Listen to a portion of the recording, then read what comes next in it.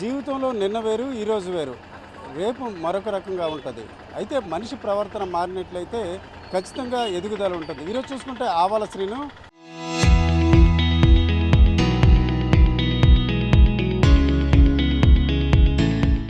గోపాలపట్నం ప్రాంతానికి చెందిన వ్యక్తి. ఇతను ఒక రకంగా పరివర్తనం చెందారని మనం చెప్పుకోవచ్చు. అసలు అతని జీవితం ఏ రకంగా నడిచింది, ఇప్పుడు ఈరోజు ఏ రకంగా జీవితం నడుస్తుందో ఆయన మాటల్లోనే తెలుసుకుందాం. శ్రీనివాస్ గారు, మీరు గోపాలపట్నం అంటారు, గోపాలపట్నంలో డిఫరెంట్ పీపుల్ ఉంటారు. గతంలో మీ లైఫ్ ఎట్లా నడిచింది, ఇప్పుడు ఎట్లా లైఫ్ నడుస్తుంది?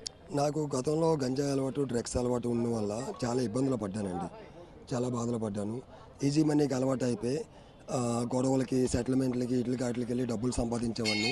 ఇంట్లోకి వెళ్ళేటప్పుడు 100 రూపాయలు కూడా ఉండేది కాదండి. తాగడానికి, తినడానికి, ఎంజాయ్ చేయడానికి డబ్బులు మాత్రమే వచ్చేవండి. ఇవన్నీ ఒక 15 సంవత్సరాలు ఇలాగే గడిపానండి.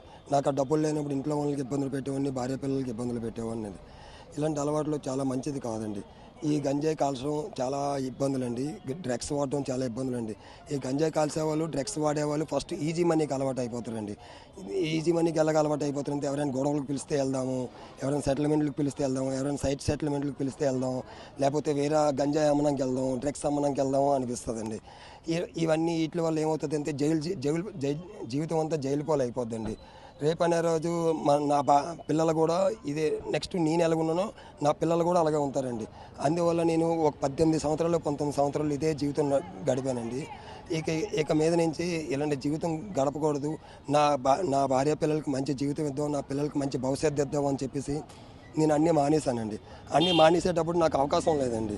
నేను కష్టపడి పని చేసుకొని బ్రతుకుదాం అంటే 1 లక్ష రూపాయలు 2 లక్షలు ఎవరు ఇవ్వలేదండి. నేను ఫస్ట్ ఈ అలవాట్లు అన్నీ ఉండేటప్పుడు నెలకి 1 లక్ష రూపాయల నుంచి 2-3 లక్షలు 4-5 లక్షలు సంపాదించేవాడిని అండి. అవి ఖర్చులు ఈ తాగడానికి, ఎంజాయ్ చేయడానికి, తిరగడానికే వచ్చేవండి. సంపాదనకి ఎవరు ఉండేవి కాదండి. కానీ ఇప్పుడు నేను కష్టపడి పని చేసుకొని బ్రతుకుదాం అంటే ఎవరు 1 లక్ష రూపాయలు 2 లక్షలు కూడా ఎవరు సాయం చేయలేదండి. అలాంటి దారిలో ఇప్పుడు మానేసుకున్న తర్వాత సిటీ కమిషనర్ గారు మాకు సాయం చేసి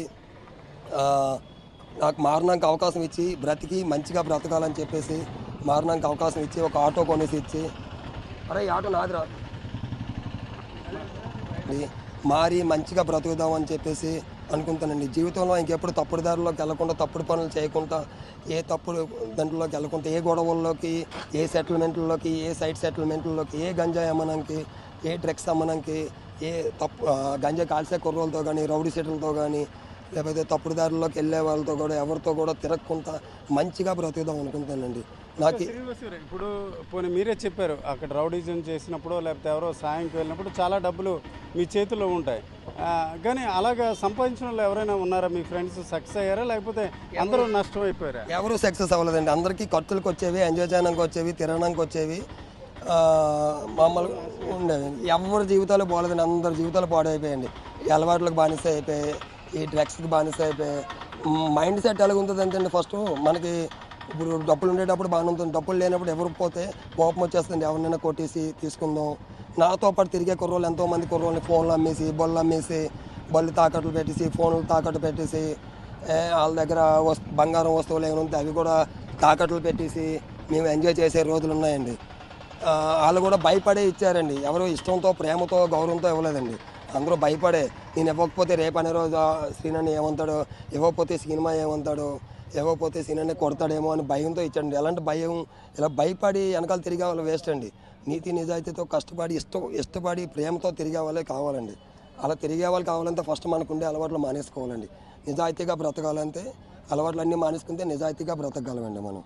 ఓకే, ఇది ఈరోజు మనం శ్రీనివాస్, ఇతను గోపాలపట్నం బంక్ ఏరియాలో గతంలో ఎలా ఉన్నప్పుడు కూడా పూర్తిగా పరివర్తన చెందాడు. పరివర్తన చెందడమే కాకుండా ఇతర యువకులు, ఇతరులకు కూడా ఆయన ఒకటే చెప్తున్నారు, డ్రగ్స్ కావచ్చు, ఇతర అలవాట్లకి దూరంగా ఉండాలి.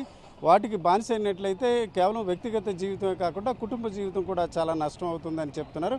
మొత్తానికి జ్యోతిర్గమయి అనే ప్రోగ్రాం ద్వారా పోలీసులు పరివర్తన చేసే ప్రయత్నం చేశారు. అందులో ఈ శ్రీనివాస్ కూడా ఖచ్చితంగా పరివర్తన చెందినట్టు ఆయన మాటల్లో మనకి అర్థమవుతుంది. కెమెరా పర్సన్ తిరుపతితో రామచంద్రరావు, RTV, విశాఖపట్నం.